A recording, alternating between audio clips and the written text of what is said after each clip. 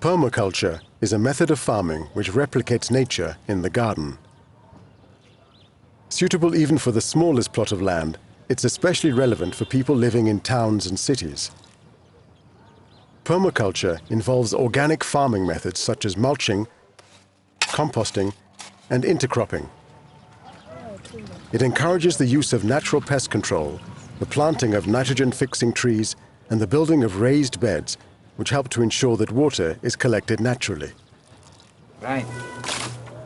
Lucky Zaba works in Johannesburg in South Africa and teaches people the principles of permaculture. Permaculture, it's a permanent agriculture. It promotes life, it promotes the whole holistic of the whole ecosystem, that nature should be able to work together, be able to help each other to promote life as such. It encourages the use of any kind of space, of amount of space you have, so the minimum space you can use. The use of natural resources as well.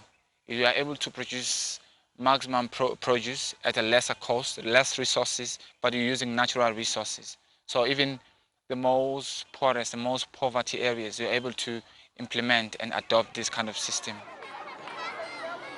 North of Johannesburg, in Polokwane, pupils at Toronto School are taught how to practice permaculture. Their garden is a perfect example of how to get the most out of permaculture.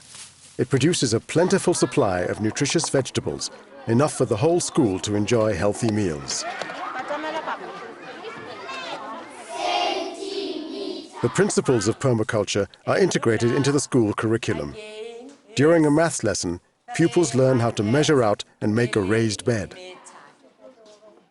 The length, it can be as long as you want, but the breadth, it must be a meter. All right. Channels between the beds capture rainwater, which is absorbed by the plants over a long period of time. The width of the bed is important, as it gives the children easy access to the plants. What you're going to do, you're going to make a... After being taught how to plant seedlings, pupils also learn about intercropping, where strong-smelling plants like marigolds are planted in between vegetables to help repel pests. Intercropping means plants helping others under the soil.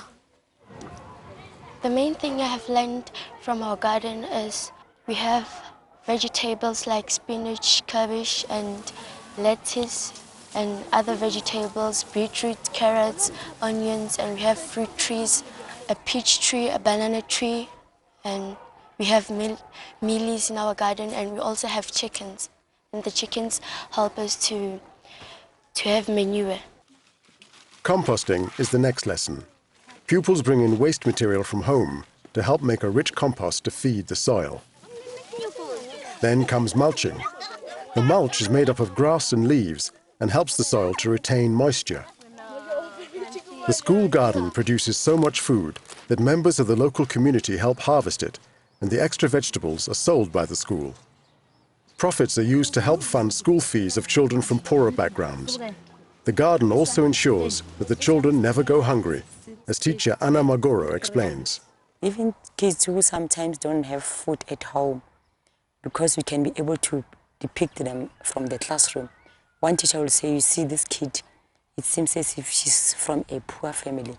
When you go home, you give him a bunch of a cabbage and then some tomatoes, give that to your mom.